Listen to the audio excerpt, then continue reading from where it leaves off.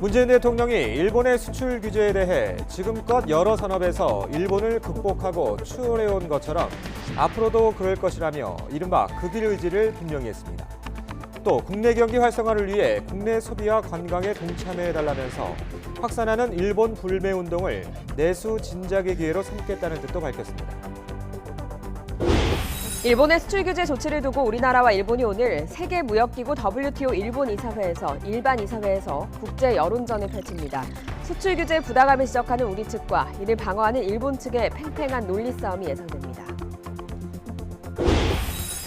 국회 외교통일위원회가 일본의 수출 규제 철회를 촉구하는 결의안을 채택하고 오는 31일을 목표로 대표단 일본 방문에도 속도를 내고 있습니다. 내일은 미국에서 열리는 한미일 의원회의를 위해 대표단이 출국하는데 갈등이 극으로 치닫는 상황에 의원 외교가 성과를 낼지 주목됩니다. 사법행정권 남용 의혹으로 재판받고 있는 양승태 전 대법원장이 179일 만에 보석으로 풀려나 오늘 불구속 상태로 재판에 나섭니다. 역시 조건부 보석으로 나온 이명박 전 대통령보다 조건이 훨씬 자유로운데 전직 사법부 수장으로서 반년 가까이 재판을 끌어온 끝에 풀려났다는 비판을 피하기 어려워 보입니다. 최근 큰 인기를 얻고 있는 마라탕, 마라샹궈 등 중국 마라 요리에 대해 보건당국이 단속을 벌였더니 상당수 유명 식당과 원료 공급업체의 위생 상태가 엉망인 것으로 조사됐습니다. 한류 톱스타 송혜교, 송중기 부부의 이혼 조정이 성립돼 결혼 1년 9개월 만에 완전히 남남이 됐습니다. 이자리와 재산 분할 없이 마무리됐고 이제 각자 활동에 주력할 예정입니다. 여러분 안녕하십니까? 7월 23일 화요일 굿모닝 YTN 시작합니다. 문재인 대통령이 일본의 수출 규제 조치와 관련해 지금껏 여러 산업에서 일본을 극복하고 추월해온 것처럼 앞으로도 그럴 것이라며 이른바 극일 의지를 분명히 했습니다. 문 대통령은 국내 소비와 관광에 동참해달라고도 호소했는데요. 최근 국민 사이에 불붙은 일본 불매 운동을 내수 진작의 기회로 삼겠다는 뜻으로 풀이됩니다. 임성호 기자입니다. 문재인 대통령은 청와대 수석 보좌관 회의에서 장기화하는 일본의 수출 규제 조치를 비판하며 말문을 열었습니다. 자유무역 질서를 훼손하는 기술 패권주의가 국가 경제를 위협하고 있다고 지적한 문 대통령은 산업 경쟁력의 우위 확보는 필수라며 일본을 추월하겠다는 의지를 드러냈습니다. 지금까지 우리는 가전, 전자, 반도체, 조선 등 많은 산업 분야에서 일본의 절대 우위를 하나씩 극복하며 추월해 왔습니다. 우리는 할 수 있습니다. 구체적 해법으로 혁신 창업을 꼽은 문 대통령은 특히 일본의 타격 대상이 된 부품과 소재 산업 분야의 혁신을 위해 국가가 모든 지원을 하겠다고 강조했습니다. 이를 위한 대기업의 협력도 당부했습니다. 지금까지 중소기업들이 국산화의 기술을 갖추거나 제품 개발에 성공하더라도 공급망에 참여하지 못해 사장되거나 포기하는 경우가 적지 않았습니다. 대기업들도 중소기업과의 상생 협력을 강화해 주시기 바랍니다. 문 대통령은 이와 함께 국내 소비와 관광 활성화 방안도 주문했습니다. 최근 국민 사이에 불붙은 일본 불매 운동을 내수 진작의 기회로 삼겠다는 뜻으로 해석됩니다. 청와대는 아베 일본 총리와 설전을 이어갔습니다. 아베 총리는 참의원 선거가 끝난 직후 징용 문제에 대해 한국이 제대로 된 답을 내놔야 한다며 수출 규제 조치의 책임을 우리 정부에 떠넘겼습니다. 이에 대해서 청와대는 강제징용 문제와 근거 없는 전략물자 밀반출 의혹 등 일본의 문제 제기에 대해 늘 분명하게 답해왔다고 반박했습니다. 그러면서 한일 양국 간의 미래 협력을 위해선 일본 정부가 최소한에서는 지켜야 한다고 거듭 경고했습니다. 청와대는 참의원 선거를 끝낸 일본의 외교적 해결을 위한 대화를 거듭 제안하면서 종속적인 무역 구조를 해소하기 위한 산업 전반의 혁신에도 박차를 가한다는 방침입니다. YTN 임성호입니다. 일본의 수출 규제 조치를 두고 우리나라와 일본이 오늘 세계무역기구 WTO 일반 이사회에서 국제 여론전을 펼칩니다. 우리 측 대표단은 조금 전 스위스 제네바에 도착했습니다. 일본의 수출 규제가 위험한 행동이라는 점을 강조하면서 국제사회의 동조를 이끌어내겠다고 밝혔습니다. 백종규 기자가 보도합니다. 스위스 제네바에서 열리는 WTO 일반 이사회를 앞두고 우리 측 대표단이 다소 굳은 표정으로 출국장으로 발걸음을 옮깁니다. WTO 회의에는 각 회원국의 제네바 주재대사가 수석 대표로 참여하지만 이번에는 산업통상자원부 김승호 신통상질서전략실장이 수석 대표를 맡았습니다. 대표단은 출국에 앞서 일본 수출 규제의 부당함을 확인하고 원상 회복을 요구했습니다. 지금 현재 3개 하고 있는 것을 확대한다는 건데요. 3개 하고 있는 것도 어처구니가 없고 어처구니가 없는 걸 확장해도 역시 어처구니가 없는 일입니다. 또 정확하고 쉬운 표현으로 164개 회원국 대표를 설득하겠다고 밝혔습니다. 대표단은 일본 정부 주장에 대한 대응 논리까지 마련했다며 자신감 있는 모습을 보이기도 했습니다. 사실이 아닌 것을 일일이 제가 코멘트하기는 그렇고 제가 곰곰이 생각을 해서 아주 쉬운 단어로 한 번에 무너뜨릴 수 있는 논리를 생각하겠습니다. 대표단은 파리를 거쳐 스위스 제네바에 도착하면 이틀 동안 WTO 일반 이사회에 참석합니다. 일본과의 설전이 불가피할 것으로 보이는 가운데 우리 측은 일본 수출 규제 조치가 전 세계 소비자들에게 부정적 영향을 끼칠 수 있다는 주장을 펼칠 예정입니다. 또 이번 이사회에서 결론이 날 수 있는 문제는 아니지만 국제 여론전을 통해 공감대를 형성하고 우리에게 유리한 방향으로 대화의 물꼬를 트겠다는 계획입니다. YTN 백종규입니다. 일본을 방문 중인 존 볼턴 백악관 국가안보보좌관이 오늘 오후 우리나라에 도착합니다. 한국과 일본을 잇따라 방문하는 만큼 한일 갈등과 관련해 어떤 메시지를 내놓을지 주목됩니다. 한현희 기자가 보도합니다. 존 볼턴 미 백악관 국가안보보좌관이 우리나라를 단독으로 방문하는 건 지난해 3월 취임 이후 처음입니다. 볼턴 부좌관은 내일 정우용 청와대 국가안보실장을 비롯해 강경화 외교부 장관, 정경두 국방부 장관과 면담할 예정입니다. 중요 동맹국과 대화를 위한 것이라는 게 공식적인 방문 목표지만 일본 방문 직후 우리나라에 오는 만큼 자연스럽게 한일 갈등 중재에 대한 기대감이 나옵니다. 볼턴 부좌관의 방문을 계기로 한미일 3자 고위급 회동이 재추진될 가능성도 언급됩니다. 일단 미국은 한일 두 나라가 잘 풀어보라는 입장이지만 일본이 대화조차 거부하는 상황인 만큼 확전 자제 요청을 하면서 한일 대화를 위한 다리 놓기에 나설 수도 있을 것으로 관측됩니다. 이와 더불어 우리 정부가 재연장 검토 카드를 내민 군사정보보호협정의 파기 우려도 전달하며 한일 협력을 촉구할 것으로 보입니다. 지지부진한 비핵화 협상 역시 주요 의제가 될 전망입니다. 지난달 판문점 회동 뒤 금방이라도 탄력을 받을 것 같았던 비핵화 협상.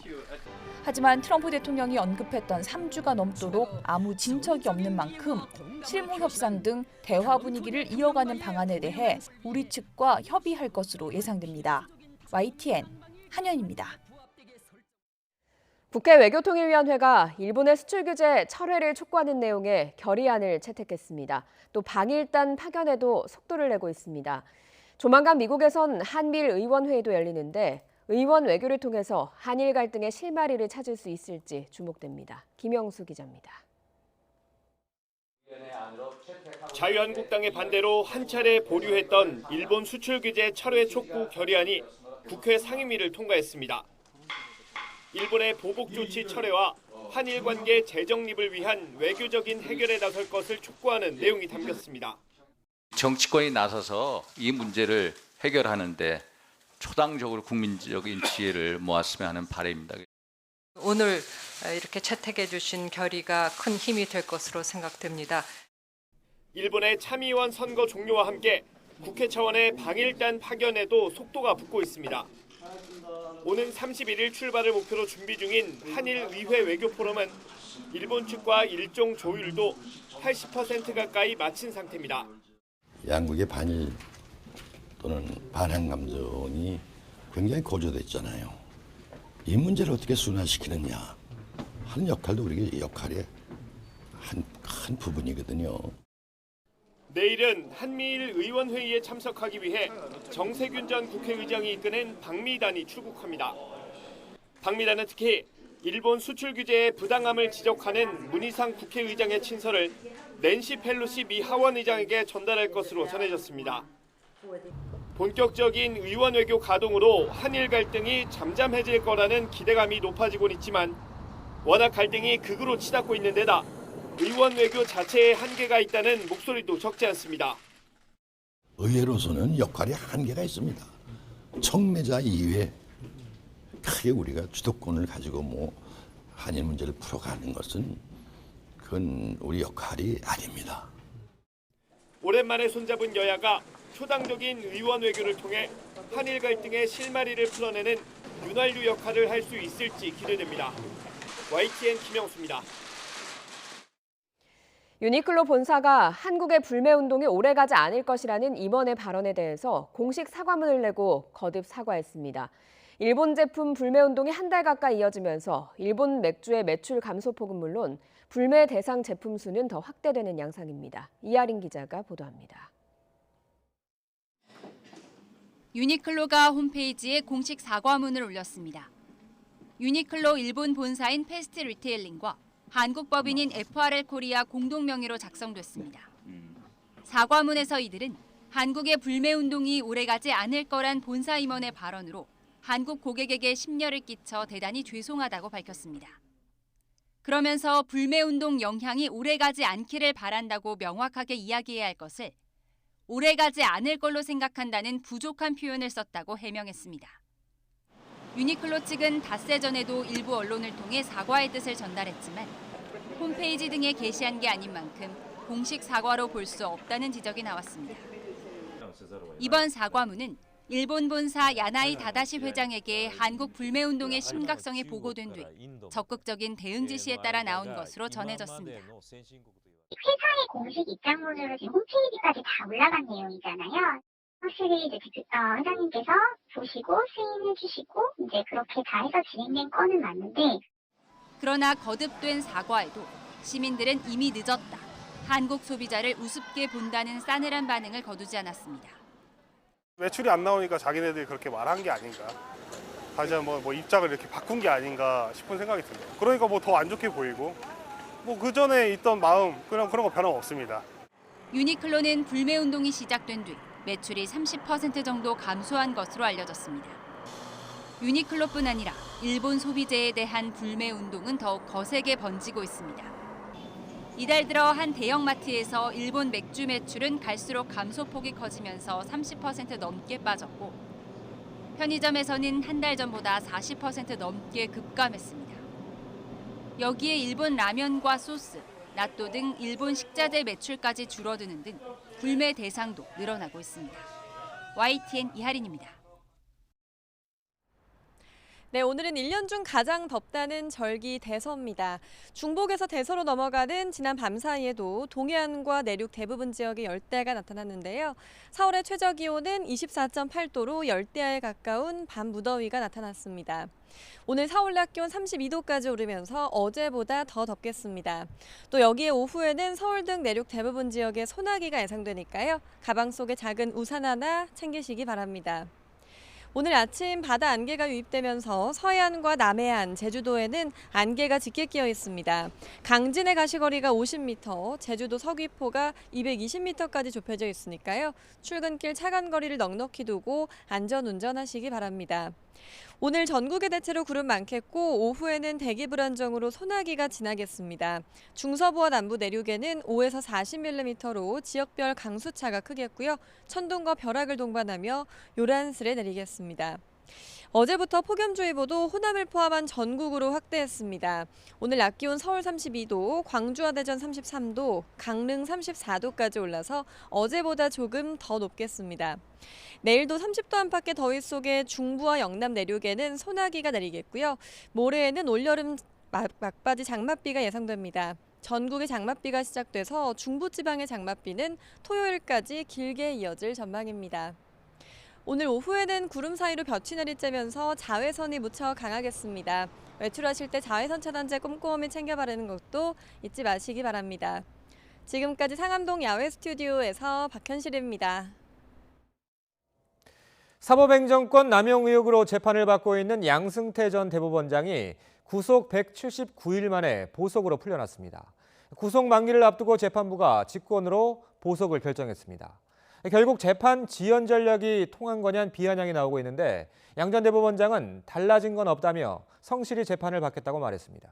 강희경 기자가 보도합니다. 정장 차림의 양승태 전 대법원장이 입가에 옅은 미소를 띤 채 구치소를 빠져나옵니다.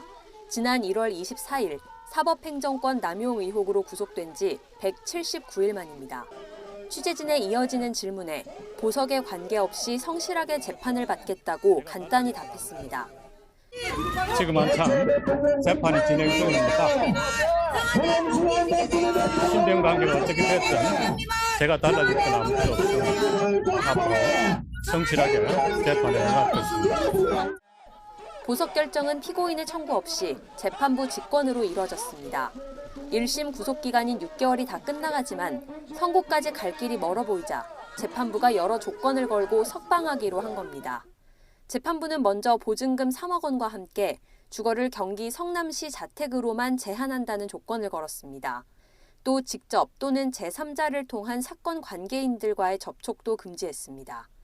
도망 또는 증거인멸 행위를 해선 안 되고 3일 이상 여행하거나 출국할 경우 미리 법원에 신고해 허가를 받아야 한다고도 덧붙였습니다.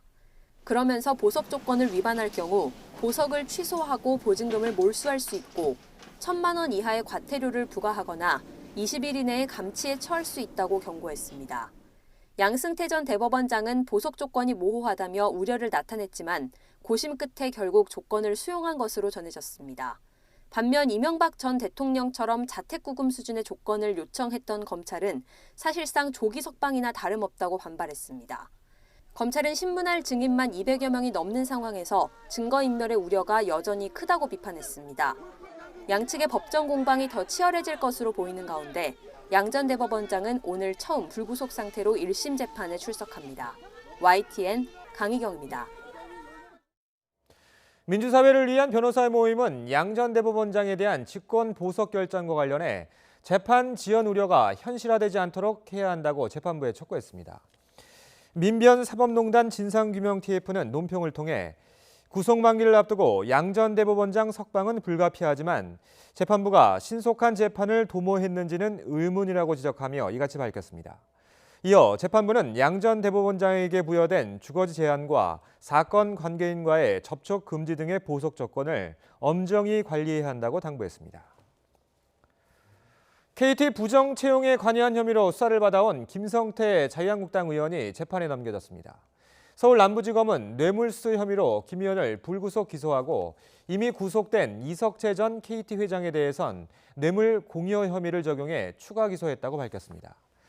다만 김 의원이 부정 채용에 직접 개입한 정황 등은 발견하지 못했다며 업무 방해와 직권남용 공범 혐의는 불기소 처분했다고 덧붙였습니다.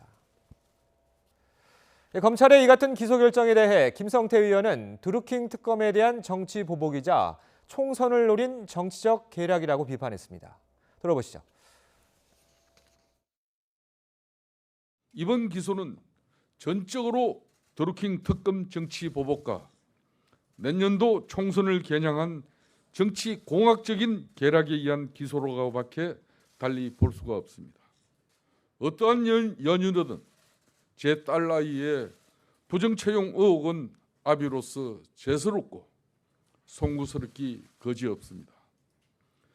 하지만 검찰을 앞세워 제1야당 전임 원내대표의 정치 생명을 압살하려는 정권의 의도나 그 정권의 권력 바라기를 자처하는 정치 검찰의 작태에 대해서는 깊이 분노하지 않을 수 없습니다.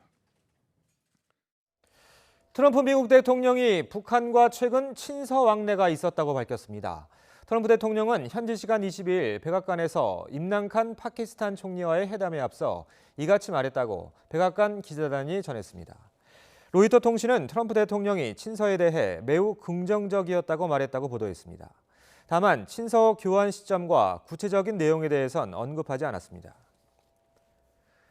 우리 군이 차세대 대형 수송함, 즉 항공모함급 군함을 만드는 사업을 최근 승인한 사실이 YTN 취재로 확인됐습니다. F-35B 스텔스 전투기를 싣고 다니며 작전을 펼 수 있는 사실상의 경항공모함이어서 도입될 경우 해상 전력이 크게 강화될 전망입니다. 강정규 기자가 취재했습니다. 우리 해군이 보유한 가장 큰 배, 독도함입니다. 지난 2005년 처음 진수했을 때 주변국에서 경항공모함으로 분류하기도 했는데 전투기를 싣고 다니며 작전을 펼 수 없다는 게 한계였습니다. 지난해 후속함인 마라도함이 나왔지만 오스프리와 같은 수직 이착륙기 2대가 뜨고 내릴 수 있도록 보완하는 데 그쳤습니다. 최소한 F-35 브라보 정도를 이착륙시킬 수 있는 수준으로 함정을 키우고 갑판을 강화시켜야 된다 이렇게 생각해요. 독도함을 개조 또는 개량하는 수준으론 부족하다는 지적이 잇따르자 우리 군은 몸집을 키운 새로운 형태의 전함을 만들기로 했습니다. 지난 12일 합동 참모회의를 열고 해군에서 요구한 차세대 대형 수송함 사업을 승인한 겁니다. 배수량 3만 톤, 비행갑판 250m 규모로 경항공모함급으로 평가받는 일본 이즈모함보다 크게 만든다는 구상입니다. 전투기를 따로 싣는 복층 구조의 경납고와 섭씨 500도 이상의 열을 견디는 특수 갑판도 갖추게 됩니다.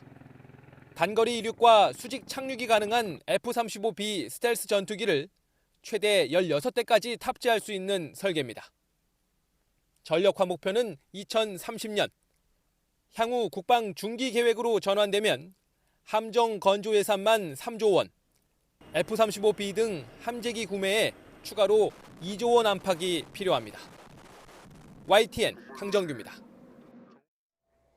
아시아나항공 여객기가 일본 오키나와현 나하공항에서 관제 허가 없이 활주로에 진입했다가 제지를 받았습니다. NHK 보도와 국토교통부 말을 종합하면 그제 오후 1시쯤 나하공항에서 이륙하려던 아시아나항공 여객기가 관제관 허가 없이 활주로에 진입했습니다. 이 때문에 착륙 허가를 받고 내릴 준비를 하던 일본 여객기가 활주로 앞 3.7km 부근에서 다시 고도를 높였고 20분가량 지연 착륙한 것으로 전해졌습니다. 당시 기장은 한국 국적이 아닌 외국 국적자로 일본 공항의 지시를 알아듣지 못한 것으로 알려졌습니다. NHK는 일본의 운수안전위원회가 이 일이 사고로 연결될 수 있는 중대 사건으로 보고 원인을 조사 중이라고 전했습니다. 중독성 있는 매운맛 때문에 마라탕이나 마라샹궈 같은 중국의 마라용이가 인기를 끌면서 전문점도 많이 생겼습니다. 그런데 단속 결과 절반 이상의 위생이 엉망이었습니다. 줄 서서 먹는다는 맛집도 예외는 아니었습니다. 김승재 기자입니다. 서울의 한 유명 마라탕 전문 식당의 조리실입니다. 조리실 후드에 기름때가 시커멓게 붙어 있습니다. 요리하면서 나오는 유증기가 달라붙은 건데 오랫동안 방치하면 음식에 떨어질 수 있습니다. 여기 보시면 이제 기름때들이 많이 있네요. 기름때는 잘 청소하기 힘들어서 안 하신 거예요?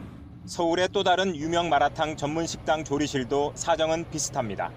설거지 상태가 엉망이고 이런 곳에서 만드는 음식을 먹어도 될지 의문이 절로 듭니다. 3개월 정도 됐어요, 청소 안 하신 지? 요 사이에 보면 지금 뭐 기름때라든가 이런 게 좀 많이 붙어 있네요.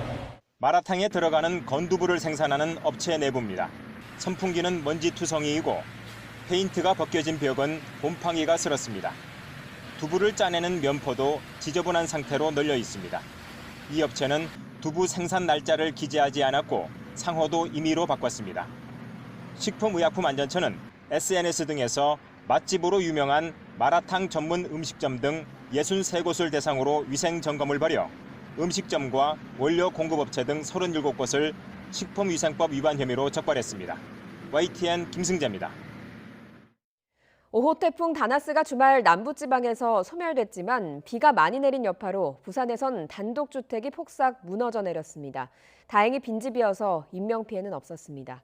사건 사고 소식 김진호 기자가 보도합니다. 마치 폭격을 맞은 듯 주택이 형태를 알 수 없을 정도로 부서져 있습니다.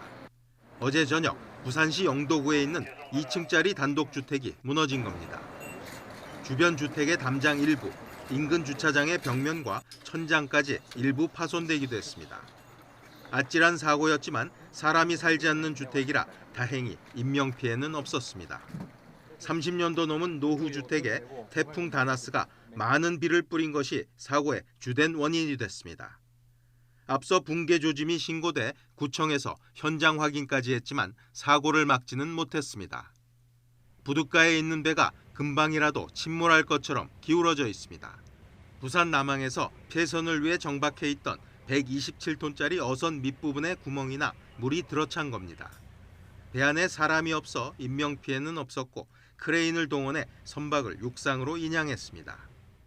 교통사고로 사람이 목숨을 잃는 일도 있었습니다. 경기도 시흥시 서울 외곽순환고속도로 도리분기점 인근에서 사고 수습 중인 현장을 뒤에 오던 승용차가 덮쳤습니다. 앞선 사고에 승용차 운전자와 함께 있던 견인차 운전자 등 2명이 숨졌습니다. 또 울산시 울주군에서는 7살 아이가 계곡에 빠져 출동한 소방관들에게 구조됐지만 상태가 위중한 것으로 전해졌습니다. YTN 김진호입니다. YTN은 최근 의사들의 갑질을 눈감은 한 의료기기 업체를 고발했습니다. 하지만 이런 의사들의 만성적인 갑질에도 일부 업체는 영업사원들에게 참는 법을 독려하고 있었습니다. 이경국 기자입니다. 술에 취한 의사에게 이유 없이 한참 맞았지만 참고 또 참았다. 해외여행을 다녀온 병원장 부부를 공항에 마중 나갔다. 한 제약사가 각 지점에 배포한 우수 영업 사례집입니다. 영업사원들이 의사들에게 당한 갑질과 수모를 이른바 감성 영업이라며 치켜세운 겁니다. 종이에요, 종 그냥. 어떠한 영업 행태든 해야 되는 거예요. YTN이 최근 보도했듯이 의사에게 성폭력을 당한 직원을 보고도 쉬쉬하는가 하면 의료기기 영업사원에게 수술을 맡겨 환자가 숨지는 일이 벌어지기도 했습니다. 의료기기나 약품 결정권이 있는 의사는 영업사원들에게 절대 갑이나 다름없습니다. 같은 약이라고 생각하는데 여러 군데 회사에서 동시 개발을 해가지고 동시 납품 출하가 됩니다. 과도한 경쟁을 일으키게 돼 있죠. 본사에서 쪼이는 매출 때문에 이것저것 다 해야 되는. 전문가들은 리베이트뿐 아니라 다양한 형태의 갑질을 처벌할 근거를 만들고 자격 취소로 이어지는 금고형 이상 등 엄벌로 다스려야 의료계의 잘못된 관행을 고칠 수 있다고 지적합니다. 처벌을 하더라도 이제 벌금형 정도이고 노무를 제공해버리는 경우는 이게 금전으로 평가하기가 환산하기가 어려우니까 자격정지 처분 같은 게 굉장히 어렵게 돼 있죠. 규정을 좀 강화하고 수수된 이익을 대부분 이렇게 몰수하거나 우월적 지위를 남용하는 의사들과 실적 쫓기에만 급급한 업체들. 반복되는 악순환 속에 영업사원들만 갑질 피해에 시달리고 있습니다. YTN 이강국입니다. 송혜교, 송중기 씨가 결혼 1년 9개월 만에 완전히 남남이 됐습니다. 신용진 기자가 보도합니다.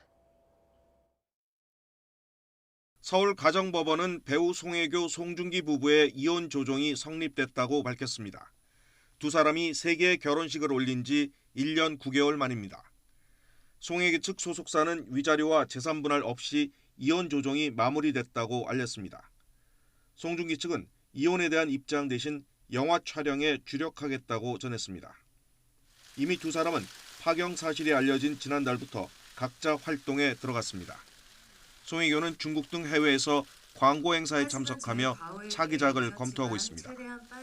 송중기는 사전 제작을 마친 TVN 주말극 아스달 연대기 시즌3의 방송을 앞두고 있고 영화 승리호 촬영에도 매진하고 있습니다. 앞서 두 사람은 지난 2016년 시청률이 40%에 육박한 KBS 드라마 태양의 후예에서 만나 연인으로 발전했습니다. 두 차례 불거진 열애설을 부인하다가 다음해 7월 교제 사실을 인정했고 같은 해 10월 세계의 주목을 받으며 결혼했습니다. 그러나 지난달 송중기가 먼저 법률 대리인을 통해 이혼 조정 절차를 진행하게 됐다고 밝히면서 파경이 공식화됐습니다. 송혜교 측 역시 남편과 신중한 고민 끝에 이혼 절차를 밟고 있다고 인정했습니다. 결혼할 때와 달리 시차를 두고 입장을 밝힌 데다가 입장문에서도 미묘한 온도차가 느껴져 각종 추측성 루머가 돌았습니다. 특히 박보검 등 다른 배우들이 언급되면서 근거 없는 뜬소문을 바로잡겠다며 법적 대응을 예고하기도 했습니다. YTN 신홍진입니다. 일본의 수출 규제 조치를 두고 우리나라와 일본이 오늘 세계무역기구 WTO 일반 이사회에서 국제 여론전을 펼칩니다. 수출 규제의 부당함을 지적하는 우리 측과 이를 방어하는 일본 측의 팽팽한 논리 싸움이 예상됩니다. 북미 실무협상 재개가 지지부진한 가운데 트럼프 미국 대통령은 북한과 친서가 오갔다며 협상은 북한이 준비됐을 때 재개하겠다고 밝혔습니다. 폼페이오 국무장관도 협상 재개를 바라지만 북한이 진전된 비핵화 입장을 들고 나와야 한다고 거듭 강조했습니다. 강원도 삼척에서 밭일을 하러 가던 노인들과 외국인 노동자들이 탄 승합차가 뒤집혀 4명이 숨지고 9명이 다쳤습니다. 사고 직후 외국인 3명은 종적을 감췄는데 이 가운데 1명이 다른 부상자를 구조했다는 증언이 나왔습니다. 만기 때 100% 환급을 강조하는 상조 상품이 늘고 있는데 소비자 주의가 필요합니다. 실제로는 납입금을 모두 내고도 되돌려받으려면 길게는 10년이나 더 기다려야 하는 상품이 많은 것으로 조사됐습니다. 일본의 수출 규제 조치를 두고 우리나라와 일본이 오늘 세계무역기구 WTO 일반 이사회에서 국제 여론전을 펼칩니다. 우리 정부는 이례적으로 고위급 인사를 파견했습니다. 국제사회의 공감대를 얻기 위한 총력전에 나설 방침입니다. 스위스 제네바에서 최하영 기자가 전해왔습니다. 일본의 수출 규제 조치를 두고 오늘 우리나라와 일본이 치열한 설전을 벌입니다. 현지 시각으로 오전 10시, 한국 시각으로 오후 5시에 세계무역기구 WTO 일반 이사회서입니다. WTO 일반 이사회는 164개 나라 대표가 중요 현안을 논의하고 처리하는 기구로 2년마다 열리는 강요 회의를 제외하고는 최고 의사결정 권한을 갖습니다. 일반 이사회는 이사회 의장이 발언을 요청하면 먼저 우리 측이 발언을 한 뒤 일본이 주장을 펼치는 식으로 진행됩니다. 또 관심 있는 제3국도 발언 기회를 가질 수 있습니다. 우리나라는 일본의 수출 규제 조치가 WTO 협정에 어긋난다는 점을 강조하면서 국제사회의 이해를 높일 계획입니다. 다만 일반 이사회에서 구속력 있는 조치나 결정이 나오는 건 아닌 만큼 국제사회의 공감대를 형성하는 데 주력할 방침입니다. 또 WTO 제소까지 검토하는 상황에서 이번 일반 이사회를 통해 국제 여론을 살피고 제소를 위한 명분을 쌓는 기회로 삼을 수 있습니다. 이곳에서 우리나라와 일본이 치열한 여론전을 벌일 예정인 가운데 과연 국제사회가 어느 쪽에 더 공감할지 그 결과가 주목됩니다. 스위스 제네바에서 YTN 최하영입니다. 오늘 WTO 이사회에선 일본의 수출 규제에 대한 부당함을 지적하는 우리 측과 이를 방어하는 일본 측의 팽팽한 논리 싸움이 예상됩니다. 우리 정부의 공략 포인트는 무엇이고 일본은 어떤 논리로 방어할지 홍성기 기자가 짚어봤습니다. 우리 정부가 WTO 이사회에서 지적하려는 핵심은 일본의 수출 규제 조치가 국제사회의 약속을 어겼다는 겁니다. 특히 무역에 관한 대표 협정인 가트 조항을 일본의 수출 규제가 부당하다는 근거로 내세울 것으로 보입니다. 가트 협정 11조 1항은 회원국이 수출 허가 등을 통해 수출을 금지하거나 제한하지 못하도록 하고 있습니다. 일본의 수출 규제가 사실상 수출 제한 조치로 협정 위반이라는 겁니다. 다른 나라보다 불리한 대우를 받지 않도록 한 가트 1조 1항도 공략 포인트로 꼽힙니다. 화이트리스트에 있던 우리나라를 이유 없이 제외하는 것이 최혜국 대우 조항을 위반한다는 논리입니다. 일본의 규제로 해당 물품의 한국 수출이 지연된다면 이 역시 가트 10조 3항 위반에 해당한다는 주장도 가능합니다. 정부는 이처럼 명백한 국제 규약에 근거를 둔 논리로 국제사회를 설득한다는 방침입니다. 일본 조치가 얼마나 위험하고 심각한 것인지 WTO 회원국이 잘 알 수 있게 정확하고 쉬운 표현으로 잘 전달하도록 하겠습니다. 이에 대해 일본은 수출 규제가 아니라 내부 운용 규정을 바꾼 것일 뿐 강제징용 판결에 대한 보복도 국제규약 위반도 아니라는 주장을 펼 것으로 보입니다. 輸出管理を適切に実施する観点から運用を見直すものであって指摘は全く当たらず 또 한국의 전략물자 수출 관리 불충분 주장을 되풀이하면서 안보 이익을 위해 의무를 위반할 수 있다는 예외 규정을 공략할 가능성이 높습니다. 우리나라뿐 아니라 일본 역시 국제사회 설득에 자신감을 보이며 통상 전문가를 파견한 만큼 오늘 이사회에서는 한일 양측의 불꽃 튀는 논리 다툼이 벌어질 것으로 보입니다. YTN 홍성기입니다. 유명희 산업통상자원부 통상교섭본부장이 일본의 수출 규제에 대한 부당함을 미국 행정부와 기업들에 설명하기 위해 오늘 오전 미국 출장길에 오릅니다.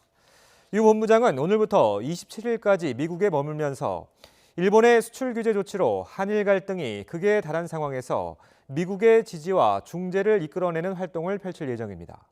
산업부는 유 본부장이 트럼프 행정부 경제라인 상하원 의원 등 주요 인사를 만나 일본 수출 규제 조치에 대한 부당함을 설명할 예정이라고 전했습니다. 존 볼턴 백악관 국가안보보좌관이 오늘부터 이틀 동안 우리나라를 방문합니다. 오늘 오후 서울에 도착하는 볼턴 보좌관은 내일 정의용 청와대 국가안보실장과 강경화 외교부 장관, 정경두 국방부 장관과 면담할 예정입니다. 볼턴 보좌관이 우리나라에 앞서 일본을 방문한 만큼 한일 갈등 사태 해결을 위한 역할을 할지 주목됩니다. 미국과 이란 간 갈등으로 중동산 원유가 지나가는 호르무즈 해협의 위기가 증폭되면서 미국의 파병 요청 가능성이 커지고 있습니다. 이 존 볼턴 백악관 국가안보보좌관의 방한 이유 가운데 하나로 거론되고 있는데요. 국방부는 여러 가능성을 열어놓고 예의주시하고 있다고 밝혔습니다. 김세호 기자가 보도합니다. 호르무즈 해협의 긴장감이 고조되자 미국은 민간 선박 안전을 위한 연합체 구성을 추진해왔습니다. 연합 해군력으로 호르무즈 해협을 지나는 선박을 보호하자는 취지입니다. 이 해상 작전을 주도하고 있는 미국이 동맹국인 우리 정부에 파병을 요청할 수 있다는 관측이 나오고 있습니다. 국방부도 가능성을 열었습니다. 현재까지 군의 파견을 공식적으로 요청받은 사실은 없습니다. 하지만 국방부는 우리에게 미치는 영향 등을 고려 다양한 가능성을 열어두고 호르무즈 해협 관련 사항들을 예의주시하고 있습니다. 이런 가운데 존 볼튼 미 백악관 안보보좌관이 국방부를 방문합니다. 한일 갈등에 대한 미국 입장이 주요 관심사지만 국방부를 찾는다는 점에서 파병 논의 여부도 주목됩니다. 볼턴 보좌관은 파병 문제는 한미 동맹 사안으로 한일 갈등은 한미일 협력 문제로 접근하는 투트랙 전략을 펼칠 것으로 보입니다. 미국의 파병 요청을 수락할 경우 우리 군은 소말리아 아덴만에서 활동하고 있는 청해부대를 이동시키거나 또 다른 함정을 추가로 보내는 방안 가운데 하나를 선택할 것으로 보이지만 추가 파병은 전력 누수를 불러올 수 있어 향후 정부 대응이 주목됩니다. YTN 김세호입니다. 문재인 대통령은 지금까지 많은 산업 분야에서 일본을 추월해왔다며 일본의 이번 수출 규제 조치도 극복할 수 있다고 강조했습니다. 문 대통령의 말 들어보겠습니다. 세계 경제의 여건이 악화되고 일본의 수출 규제까지 더해져 우리 경제에 대해 국민들께서 걱정이 많으실 것입니다. 정부는 지금의 어려움을 오히려 기회로 삼아 부품 소재 산업의 경쟁력 강화와 제조업 혁신을 위해 국가적 차원의 모든 지원을 아끼지 않겠습니다. 지금까지 우리는 가전, 전자, 반도체, 조선 등 많은 산업 분야에서 일본의 절대 우위를 하나씩 극복하며 추월해 왔습니다. 우리는 할 수 있습니다. SNS를 통해서 일본 관련 작심 발언을 이어왔던 조국 청와대 민정수석이 일본 정부를 옹호하는 건 무도한 일이라며 다시 한번 강한 비판 발언을 쏟아냈습니다. 다만 이번 글을 끝으로 당분간 일본의 대응을 지켜보기로 한 것으로 전해졌습니다. 김도원 기자입니다. 일본의 무역 보복에 관한 폭풍 SNS로 여론전의 선봉에 섰던 조국 청와대 민정수석이 다시 한번 글을 올렸습니다. 아베 일본 총리가 청구권 협정에 대한 우리 정부의 입장과 대법원 판결을 정면으로 반박하고 있다면서 이런 상황에서 일부 정치인이 우리 대법원 판결을 비방하는 것은 무도하다고 규탄했습니다. 청와대 수석비서관 중에선 드물게 SNS를 활발히 활용해온 조 수석은 이번 사태와 관련해 9일 동안 무려 40여 건의 글을 남겼습니다. 강제징용 관련 대법원 판결을 부정하는 사람은 마땅히 친일파라고 불러야 한다고 주장하기도 했고 경제전쟁이 발발한 상황에서 중요한 건 애국이냐 이적이냐라고 규정해 야당의 반발을 낳기도 했습니다. 청와대와 생각이 조금이라도 다르면 죄다 친일파라고 딱지를 붙이는 게 이게 옳은 태도입니까? 총선용 반일 감정 주장이라는 야당의 비판에 대해 조 수석은 특정 정파의 이익을 위한 게 아니라 대한민국의 일원으로서 호소하는 거라고 설명했습니다. 청와대는 조 수석의 SNS 활동을 옹호했습니다. 청와대의 공식 입장은 아니지만 민정수석으로서 법리적 문제에 대해선 충분히 발언할 수 있다는 겁니다. 조 수석은 일본의 참의원 선거가 끝난 상황에서 이 문제와 관련해선 더 이상 글을 올리지 않기로 한 것으로 알려졌습니다. 당분간 일본 정부의 태도와 추가 조치 여부 등 사태의 추이를 지켜보겠다는 입장으로 보입니다. YTN 김도원입니다. 일본의 경제보복에 항의해 어제 부산 일본 영사관에 들어가 기습 시위를 벌인 대학생들이 조사를 받은 뒤 귀가했습니다. 부산 동부경찰서는 어제 오후 연행한 부산 청년학생 실천단 소속 대학생 6명을 10시간 동안 조사한 뒤 밤 10시 반쯤 석방했다고 밝혔습니다. 경찰은 학생들이 범행을 일부 시인했다고 밝혔습니다. 학생들은 어제 출입증을 받고 일본 영사관 내 도서관에 들어간 뒤 갑자기 영사관 마당으로 뛰어나와서 일본의 경제보복을 규탄하는 내용 등이 담긴 플래카드를 펼치고 구호를 외치다가 경찰에 연행됐습니다. 1년 중 가장 덥다는 절기 대서에 접어들었는데요. 대서의 시작부터 더위가 만만치 않습니다. 밤사이에도 후덥지근했습니다. 동해안과 내륙 지역 곳곳에서 열대야가 이어졌는데요. 밤사이 최저기온이 속초가 28.9도로 초열대야 현상에 근접했고요. 서울을 제외한 그 밖의 곳곳에서도 25도를 웃돌았습니다. 낮은 기온이 더 올라서 무더위가 기승을 부리겠습니다. 전국 곳곳으로 폭염주의보가 확대된 가운데 33도 안팎까지 기온이 오르겠는데요. 강릉 34도, 춘천과 대구 33도, 서울 32도까지 올라 어제만큼 덥겠습니다. 오늘 오전까지 안개도 조심하셔야겠습니다. 현재 해상에서 바다 안개가 유입되면서 해안을 중심으로 짙은 안개가 끼어 있고요. 내륙에도 안개가 드리워져 있습니다. 특히 인천공항은 저시정특보도 내려져 있는데 오늘 오전 9시까지 이어지겠습니다. 오늘은 우산도 준비하셔야겠습니다. 오후에 전국 곳곳에 소나기가 오겠는데요.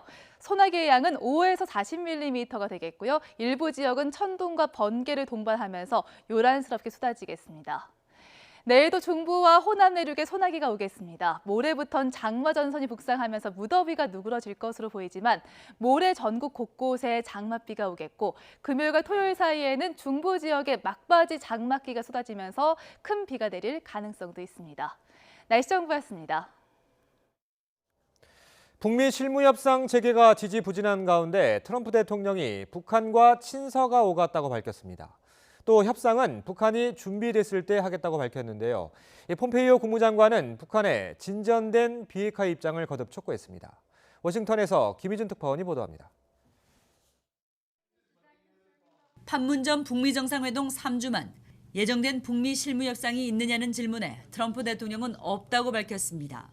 대신 최근 북한과 친서를 주고받은 사실을 공개했습니다. There was a little correspondence recently, very positive correspondence with North Korea. 김정은 국무위원장과의 친서 외교 재가동인지 그 시점과 내용은 무엇인지는 설명하지 않았습니다. 트럼프 대통령은 북한과의 관계는 매우 좋고 북한이 만나고 싶어 할 거라는 말도 덧붙였습니다. 단 협상 재개 시점은 북한의 공을 넘겼습니다. I think we will, at a certain point, when they're ready, we'll be ready. 북한이 시간을 갖고 비핵화를 결단한 뒤 협상에 나오라는 속도 조절론의 맥락으로 읽힙니다. 폼페이오 국무장관은 폭스뉴스 등과의 인터뷰에서 협상이 곧 재개되기를 바란다는 희망을 나타내면서 북한 비핵화 목표도 재확인했습니다.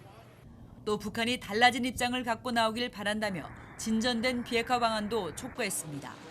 북한이 한미연합훈련과 북미 협상 재개를 연기하며 미국을 압박하는 상황. 북미가 신경전을 이어가면서도 친서 교환으로 협상 재개를 물밑조율하며 조만간 비핵화 대화를 궤도에 올릴지 주목됩니다. 워싱턴에서 YTN 김희준입니다. 추가 경정 예산안 처리를 위한 여야 협상이 또 결렬됐습니다. 국회 예결특위는 아예 심사 중단을 선언하고 나섰는데요. 추경안 처리 자체가 무산되는 유례 없는 상황이 점차 현실화하고 있습니다. 차정윤 기자가 보도합니다. 빈손으로 6월 국회를 마무리하고 사흘 만에 다시 만났지만 여야 3당 원내대표는 여전히 평행선을 달렸습니다. 북한 목선 사건 국정조사 또는 정경두 국방부 장관 해임 건의안 표결 처리를 주장하는 야당과 조건 없이 추경안을 처리해야 한다는 여당이 접점을 찾지 못한 겁니다. 안타깝게도 어떠한 합의도 이루지 못했습니다. 거듭된 국회 파행 속에 친일 논란에도 불이 붙었습니다. 더불어민주당은 자유한국당이 추경안 처리를 거부하며 정부 여당의 대일본 총력 대응을 방해하는 엑스맨을 자청하고 있다고 공격했습니다.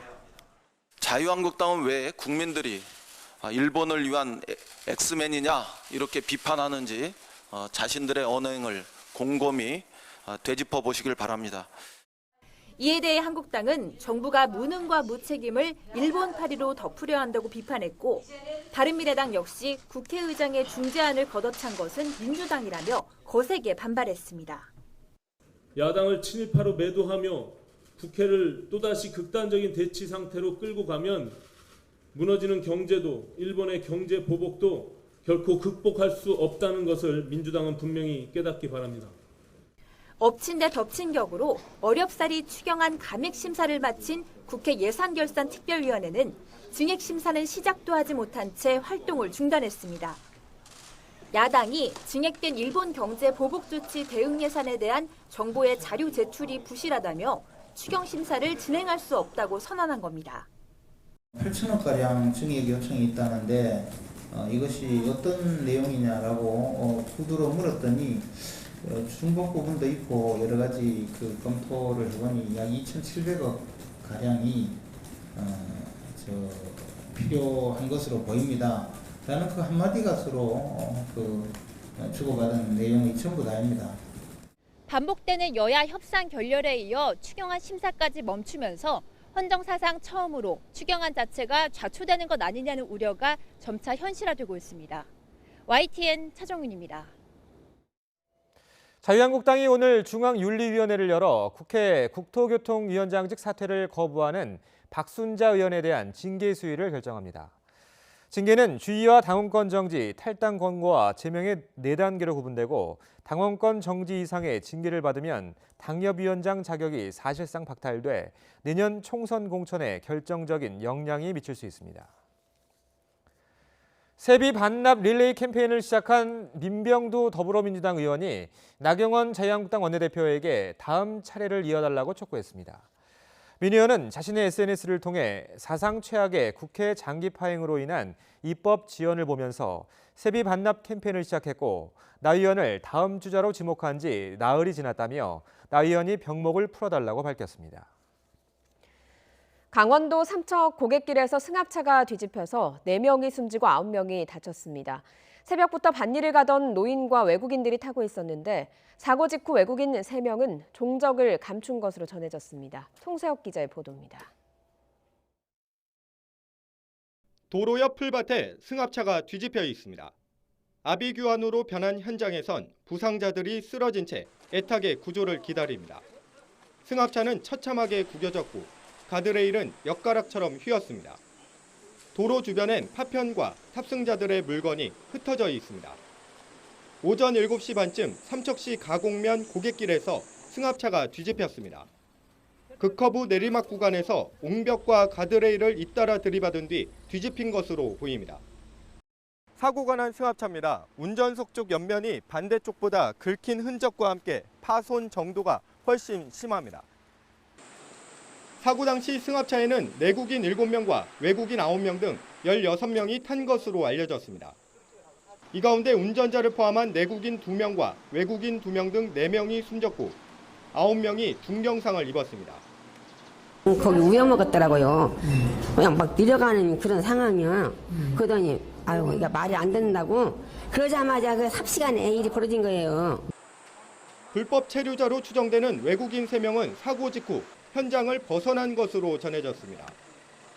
제초 신고자가 지금 3명이 도로를 걸어갔다는 얘기를 해서 지금 그걸 지금 우리가 파악 중에 있습니다. 외국인으로 추정을 한다 그러는데 탑승자들은 새벽부터 충남 홍성에서 출발해 경북 봉화로 쪽파 파종을 하러 가던 길에 변을 당한 것으로 조사됐습니다. YTN 송세혁입니다. 서울의 한 지하철역에서 에스컬레이터가 갑자기 역주행해 2명이 부상을 당했습니다. 퇴근 시간이라 사람이 많아서 더 아찔했는데요. 지난달 안전점검을 했을 땐 이상이 없었다고 판정받았습니다. 우철희 기자입니다. 지하철역 출입구에 사람이 드나들 수 없도록 출입 통제선이 쳐져 있습니다. 저녁 7시쯤 서울 지하철 2호선 서울대 입구역 3번 출구에서 에스컬레이터가 오작동을 일으킨 겁니다. 지하 역사에서 이곳 지상 출구로 올라오는 에스컬레이터가 갑자기 역주행을 해 다시 내려가면서 타고 있던 시민들이 균형을 잃고 넘어져 순식간에 아수라장이 됐습니다. 안 그래도 유동인구가 많은 역에 퇴근 시간까지 겹치면서 시민들로 붐벼 사고 당시 30여 명이 타고 있었던 것으로 파악됐습니다. 10명 안팎이 다쳤고 상태가 심한 2명은 병원으로 옮겨졌습니다. 택들이 다 올라와서 여기면 많았거든. 내리면서 이제 그 사람들 저거 어떻게 이래서 봤거든요. 근데 거기서 밑에서 나가 소리 나고 그래 보니까 내가 쫓아가서 보니까 이미 한 명은 누워 있고 하나는 거기 발진겨서 이렇게 앉아 있고. 해당 에스컬레이터는 지난 2008년에 설치됐고 지난달 자체 점검 당시에는 이상 없다는 판정을 받았다고 서울교통공사는 밝혔습니다. 원인을 저희가 파악하려고 그러는데 아직 확실을 못하고 있거든요. 끊어야 할 수 있습니다. 얼마다 한 번씩. 하지만 서울 지하철역에 에스컬레이터 사고가 빈번하게 발생해 시민들의 불안감이 큽니다. 지난 2016년부터 지난해 7월까지 2년 반 동안 서울시가 관리하는 지하철 1호선부터 8호선 역사에서 발생한 에스컬레이터 사고만 230여 건에 달합니다. 경찰은 서울교통공사 관계자와 에스컬레이터 관리 업무를 맡는 외주업체 관계자 등을 상대로 사고 경위와 점검 소홀 등을 조사해 과실 여부가 확인되면 입건할 방침입니다. YTN 우철입니다. 요즘 만기 시 100% 환급을 강조하는 상조 상품이 많은데요. 100% 환급에 필요한 만기를 터무니없이 길게 설정한 경우가 있어서 꼼꼼히 살펴보셔야 합니다. 김평정 기자가 보도합니다. 상조 상품에 가입할 때 원금이 보장되는지는 무척 중요한 고려 대상입니다. 그래서 보통 상조 상품 광고에서 만기 시 100% 환급을 내걸고 있습니다. 그런데 만기를 충족하고도 실제로는 기간이 더 지나야 100% 환급받을 수 있는 경우가 많습니다. 공정위가 선수금 100억 원 이상 50개 업체를 조사해보니 소비자가 약속한 납입금을 모두 내고도 위약금 없이 환급받으려면 최소 1년에서 최대 10년까지 거치 기간을 두도록 약정한 상품이 59개나 됐습니다. 또 일부 상품은 납입 기간을 32년이나 설정해놓고도 만기는 여기서 1년을 더해 가입 후 무려 33년이 지나야 전액 환급받을 수 있었습니다. 상당수 소비자들이 위와 같은 상품에 가입하면서 만기 후 일정 기간이 경과가 아니라 만기 직후부터 납입금 전액을 환급받을 수 있다고 오해할 수 있으므로 주의가 필요합니다. 안마의자 등의 가전제품을 결합한 상조 상품은 더 주의해야 합니다. 상조업체가 폐업할 경우 상조 회비는 법적 장치로 보전받을 수 있지만 가전제품은 남은 금액을 한 번에 내야 할 수도 있습니다. 실제로 지난해 한 업체는 만기 100% 환급 조건으로 고객을 모았다가 만기 환급금을 감당하지 못하고 폐업하는 바람에 4만여 명이 114억 원 피해를 봤습니다. 공정위는 상조업체가 만기 환급금을 더 늦게 지급하는 약정이 유사 수신 행위에 해당하는지 검토하고 필요할 경우 수사기관에 수사 의뢰할 방침입니다. YTN 김평정입니다. 미국 정부가 거래 제한 대상으로 지정한 중국 통신장비업체 화웨이가 북한의 3G 무선 네트워크 구축과 유지에 몰래 관여해왔다는 보도가 나왔습니다. 이 소식이 미중 무역 협상과 북미 실무 협상에 어떤 영향을 줄지 주목됩니다. 환보성 기자가 보도합니다. 화웨이가 비밀리에 북한의 무선통신망 구축을 도왔다. 미국 워싱턴 포스트의 22일 주요 기사 제목입니다. 화웨이의 전직 직원 등에게서 확보한 내부 문서를 분석한 결과라며 이같이 보도했습니다. 2008년 이집트 통신회사 오라스콤이 북한의 조선우편 통신공사와 지분 합작으로 무선통신업체 고려링크를 설립해 3G망을 구축할 때 화웨이가 관여했다는 내용입니다. 화웨이는 중국 국영기업 한다인터내셔널 정보기술과의 제휴를 통해서 장비와 관리 서비스를 제공했다는 분석입니다. 워싱턴 포스트는 화웨이가 북한의 기지국과 안테나 등 고려링크 설립에 필요한 장비를 전달하는 데 매개 역할을 했다고 설명했습니다. 그 근거로 화웨이의 장비를 북한과 중국의 국경지대인 단둥 지역으로 나르는 내용을 담은 2008년 계약서를 제시했습니다. 화웨이는 다른 중국 기업 단둥카와와도 일한 것으로 나타났습니다. 2017년 11월 미국 재무부의 대북 제재 대상으로 지정된 회사입니다. 워싱턴 포스트는 미국의 부품을 사용해온 화웨이가 북한에 장비를 제공함으로써 대북 제재를 위한 미국의 수출 규제를 위반했는지에 대한 의문이 제기되고 있다고 지적했습니다. 특히 이러한 의혹이 미중 무역 협상과 북미 실무 협상을 앞둔 시점에 제기됐다는 점을 지적하면서 각각의 협상에 미칠 영향에 주목했습니다. YTN 황보선입니다. 맛있게 먹고 시원하게 비우고 비결이야 역시 메이킨이죠. 변비, 복부팽만, 식욕부진 한 번에 싹 메이킨. 시원하게 변비 끝. 유쾌, 상쾌, 통쾌. 변비 메이킨. 눈 건강에, 간 건강에, 장 건강에 좋은 성분. 일일이 찾아 헤매지 않도록 한 알에 압축해 담는다는 원칙. 필요한 건강에 플러스 알파가 되도록 정관장 알파 프로젝트. 우리에게 안전은 그 무엇과도 타협할 수 없기에 하늘에서와 똑같이 모든 비행과 똑같이 모든 상황과 똑같이 우리의 모든 것을 다해 고객의 모든 안전을 위해 안전에 대한 투자를 아끼지 않는 대한항공이 되겠습니다. Excellence in flight. Korean Air.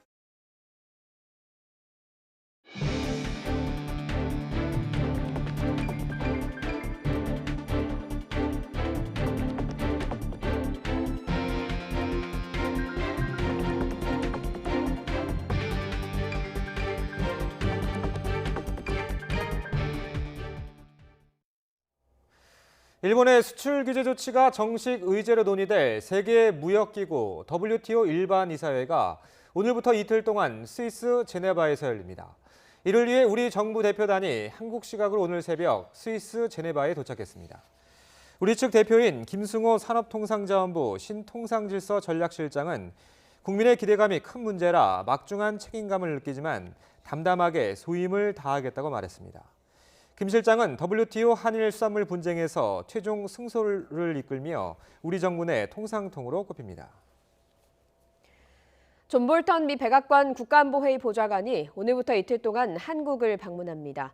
오늘 오후에 서울에 도착하는 볼턴 보좌관은 내일 정의용 청와대 국가안보실장과 강경화 외교부 장관, 정경두 국방부 장관과 면담할 예정입니다.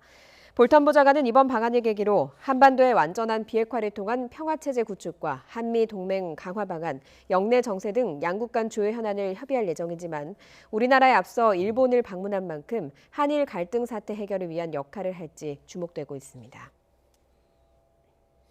한일 갈등의 중재 역할이 기대되는 볼턴 보좌관의 방문에 대해 중국 관영 매체들도 예의주시하고 있습니다. 이 소식은 베이징에서 강성웅 특파원이 전해왔습니다. 중국 환구시보는 한일 관계의 악화가 미국의 아태 지역 전략에까지 영향을 주고 있다고 분석했습니다. 미국의 아태 지역 쌍두마차인 한국과 일본 사이의 갈등이 군사 정보보호 협정까지 확산되자 나온 평가입니다. 존 볼턴 백악관 국가안보보좌관의 한일 연쇄 방문 중재에 대해서는 쉽지 않을 것이라는 전망을 내놨습니다. 한일 갈등이 역사적 뿌리가 깊은 데다 양국 모두 국내 문제와 얽혀있기 때문이라는 겁니다. 앞서 중국 글로벌타임스는 미국이 한일 갈등의 중재에 적극적이지 않다고 평가했습니다. 한미일이 북한 핵 문제를 중심에 놓고 안보 협력을 통해 대응하던 기존의 축이 바뀌었다는 것입니다.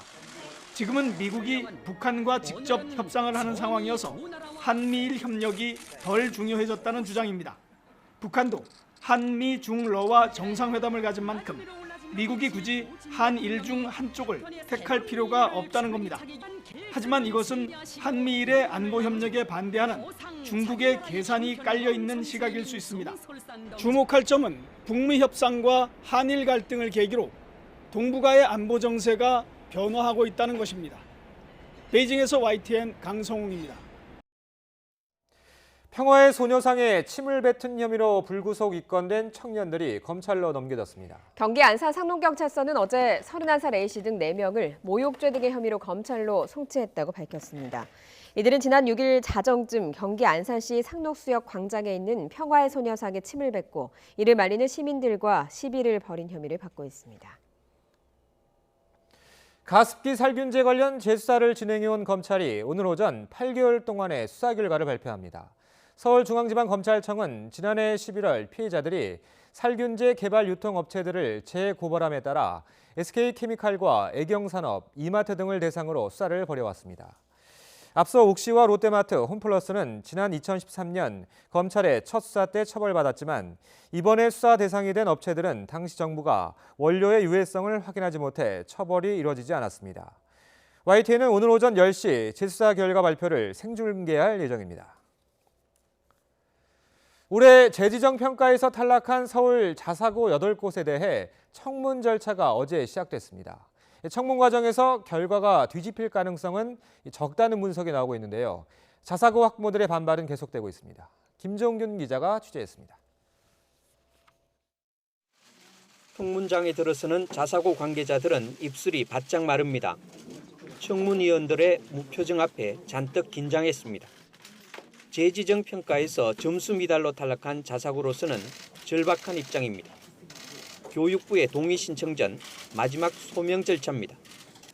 예정된 시간보다 빨리 끝난 청문 절차에 서둘러 교육청을 빠져나갑니다. 충분히 말씀하셨습니까? 청문을 직접 참관한 학부모 대표는 안타까움을 토로합니다.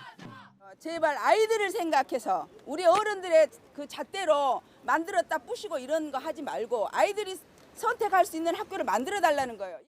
하지만 청문으로 재지정 탈락이 번복될 가능성은 거의 없습니다. 올해는 2014년과 달리 교육부 방침에 따라 청문에서 지정 취소 유예가 되지 않습니다. 서울시 교육청은 사흘간의 청문이 끝나면 오는 26일쯤 교육부에 지정 취소 동의 요청을 할 예정입니다. 이 때문에 자사고들은 평가가 불공정할 뿐 아니라 청문도 요식행위에 불과하다고 반발하고 있습니다. 이들은 교육부가 동의 여부를 결정하는 대로 지정 취소 가처분 신청과 행정소송에 돌입한다는 계획입니다. YTN 김효균입니다. 학부모에게 급식비를 부풀려 받은 뒤 차액을 나눠 가진 유치원장과 급식업자는 학부모를 속인 사기죄에 해당한다는 대법원 판결이 나왔습니다. 대법원은 사기와 영유아 보육법 위반 혐의로 기소된 식자재 업체 대표 A씨와 유치원 원장 12명의 상고를 기각했습니다. 식자재 업체 대표 A씨는 유치원 어린이집 원장들과 이면 계약을 맺고 학부모에게 부풀린 급식비를 청구한 뒤 실제 식자재 값과 수수료 10%를 뺀 나머지 금액을 원장들에게 되돌려준 혐의로 재판에 넘겨졌습니다. 시내버스 운전기사를 폭행하고 담뱃불로 위협한 혐의로 재판에 넘겨진 50대 남성이 실형을 선고받았습니다. 인천지방법원은 특정범죄 가중처벌법상 운전자 폭행과 특수협박 등의 혐의로 기소된 56살 A씨에게 징역 1년 4개월을 선고했습니다. 재판부는 버스 안에서 운전자를 폭행해 자칫 대형 교통사고로 이어질 위험성이 높았다며 실형을 선고한 이유를 밝혔습니다. 오늘 새벽 1시쯤 충북 보은군 당진 영덕 고속도로에서 44살 김모 씨가 몰던 20톤 화물차가 앞서가던 62살 이모 씨의 8.5톤 화물차를 들이받았습니다. 이 사고로 들이받친 화물차 운전자 이 씨가 크게 다쳐 병원으로 옮겨졌습니다. 또 이 씨의 화물차에 적재된 페인트가 도로로 쏟아졌고 소방당국이 인근 하천으로 흘러들어가지 않도록 차단 작업을 벌였습니다. 어제가 중복이었죠. 복날을 앞두고 개를 불법 도축해온 업자가 적발됐습니다. 개 100여 마리가 구조됐는데 마땅한 보호시설이 없어서 사실상 방치되고 있습니다. 이상공 기자가 취재했습니다. 어둠 속에서 시뻘건 화염이 목격됩니다. 가까이 가보니 우비를 입은 남성이 잔인하게 개를 매달아 놓고 태우고 있습니다. 동물보호단체가 들이닥치자 작업자는 불에 태운 개를 안쪽으로 옮깁니다. 목에 줄이 묶인 채 매달려 있던 다른 개는 다행히 구조돼 목숨을 건졌습니다. 경찰은 개를 매달아 놓고 불로 태운 농장 주인 A씨를 현행범으로 체포해 동물보호법 위반 혐의로 입건했습니다. A씨는 경찰 조사에서 중복을 앞두고 부탁을 받아 개를 잡은 것이라고 말했습니다. 이곳에서 구출된 개는 100여 마리로 농장 주인은 개 소유권을 포기했습니다. 하지만 이 개들은 마땅한 보호시설이 없어 갈 곳이 없습니다. 우리 시도 지금 이제 그 수용 시설이 지금 포화 상태이기 때문에 우리가 이제 시 보호 시설로는 우리가 수용을 못 해요. 그래서 혹시 다른 방법이 있는지 고민을 해봐야 될 것 같아요. 동물 구호 단체는 지자체 대응에 문제가 있다고 주장합니다. 개를 도살한다는 제보 사실을 알렸음에도 별다른 대책을 내놓지 않았다는 겁니다. 내부적 회의를 하고 연락 주시겠다고 하고 나서 금요일 저녁 9시까지 연락 없었어요. 그리고 현장 급습하면서 시청 관계자 와달라고 부탁했을 때도 우리가 병원의 마지막 마무리할 때까지 아무도 안 오셨어요. 복날을 앞두고 소중한 생명을 잃을 뻔한 개들이 힘겹게 구조됐지만 제대로 된 보호 대책조차 없는 게 현실입니다. YTN 이상곤입니다. 이 모바일 앱을 여러 스마트 기기에서 동시에 자유롭게 실행할 수 있는 새로운 모바일 플랫폼 기술이 개발됐습니다. 이정우 기자가 취재했습니다. 차량 운행 중 새로운 경로를 찾기 위해서는 내비게이션 앱에 목적지를 입력해야 합니다. 이때 운전자가 직접 입력하는 것은 안전을 위협할 수 있습니다. 내비게이션 앱의 입력창을 동승자의 모바일 기기로 옮긴다면 쉽고 안전하게 목적지를 입력할 수 있을 겁니다. 카이스트 신인식 교수팀이 미국 버팔로 대학교와 공동으로 모바일 앱 프로그램을 여러 스마트 기기에서 실행할 수 있는 모바일 플랫폼 기술을 개발했습니다. 기존 모바일 앱의 사용자 인터페이스를 다른 기기로 옮김으로써 마치 하나의 기기에서 동작하게끔 만들어주는 가상화 기술이 핵심입니다. 하나의 기기와 하나의 스크린을 사용하는 고정관념과 기술적 한계를 극복했습니다. 이번에 새롭게 개발된 모바일 플랫폼 기술은 기존 단일기기 패러다임에서 다중기기 패러다임으로의 전환을 가속화시킬 것으로 전망됩니다. 이 기술은 듀얼 스크린폰, 폴더블 폰 등 차세대 제품에 곧바로 적용할 수 있어 국내 기업의 국제 경쟁력을 한 차원 높일 것으로 기대됩니다. 5G의 활용으로 다양한 스마트 기기의 활용이 좀 더 가속화될 수 있는데 그 다양한 스마트 기기의 활용을 자유자재로 사용자의 편리성을 증가하는 방향으로 활용할 수 있습니다. 이 연구 결과는 모바일 컴퓨팅 분야 세계 최고 권위의 학술대 ACM 모비컴 2019의 논문으로 선정됐고 오는 10월 멕시코에서 열리는 학술대회에서 발표됩니다. YTN 이정호입니다. 타이완 남자 탁구의 기대주가 세계 정상급 선수들 16명만 출전한 이벤트 대회에서 깜짝 우승을 차지했습니다. 올해 17살인 세계 랭킹 16위 리윤주는 말레이시아에서 벌어진 다이아몬드 말레이시아 대회 결승에서 세계 5위인 중국의 판전궁을 4대1로 꺾었습니다. 왼손 쉐이크 전형으로 빠른 드라이브와 연타 공격이 돋보이는 리윤주는 앞서 최강 마룽을 8강에서 4강에서는 18위 웡충틴을 차례로 제압하고 올라왔습니다. 승부를 한 방에 뒤집는 홈런은 야구의 꽃이라고 할 수 있죠. 프로야구 SK의 최정과 로맥이 한 지붕 아래에서 홈런왕 경쟁을 펼치고 있습니다. 투고 타저의 영향으로 30개만 넘기면 홈런 1위가 가능할 것으로 보입니다. 서봉국 기자입니다.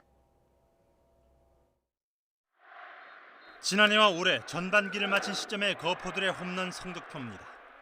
한 개 차로 1, 2위를 다투고 있는 최정과 로맥의 경우 지난해 이맘때와 비교해 각각 7개씩 줄었습니다.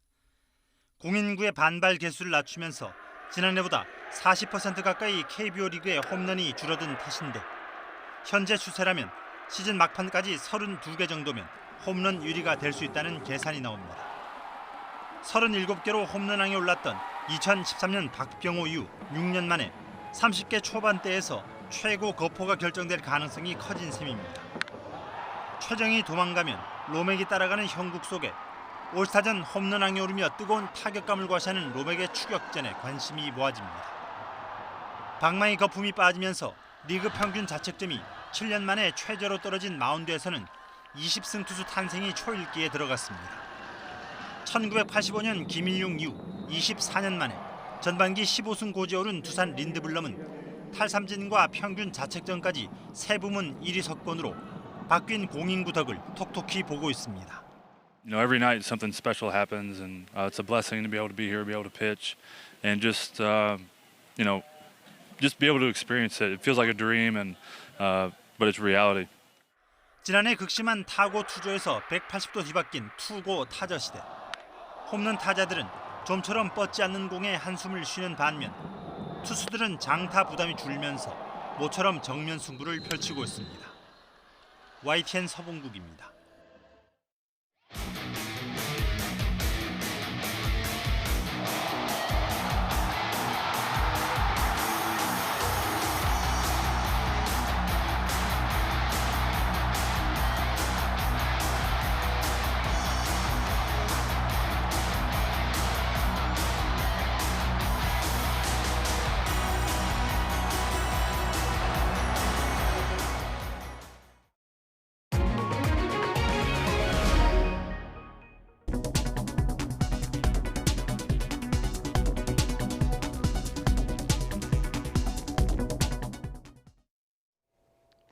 일 년 중 가장 더운 시기, 절기, 대서입니다.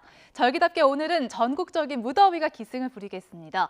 전국 곳곳으로 폭염주의보가 확대된 가운데 33도 안팎까지 기온이 오르겠습니다. 서울 32도, 강릉 34도까지 올라서 어제만큼 덥겠습니다. 오늘은 우산도 꼭 준비하셔야겠습니다. 오후에 전국 곳곳에 소나기가 올 것으로 보이는데요.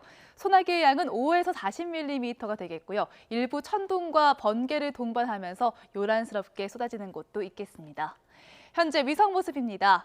해상에서 바다 안개가 유입되면서 해안을 중심으로 짙은 안개가 끼어 있는데요.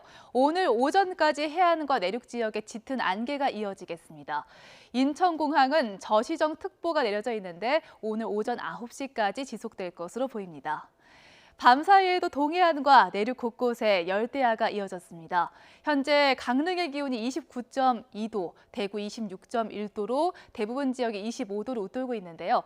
낮 기온은 대부분 지역이 33도 안팎까지 오르겠습니다. 서울 32도, 춘천과 대전 33도, 청주 34도까지 오르겠습니다. 내일도 중부와 호남 내륙에 소나기가 이어집니다. 모레부터는 장마전선이 북상합니다. 모레 전국 곳곳에 장맛비가 오겠고요. 금요일과 토요일 사이에는 막바지 장맛비가 중부 지역에 쏟아질 것으로 전망되고 있습니다.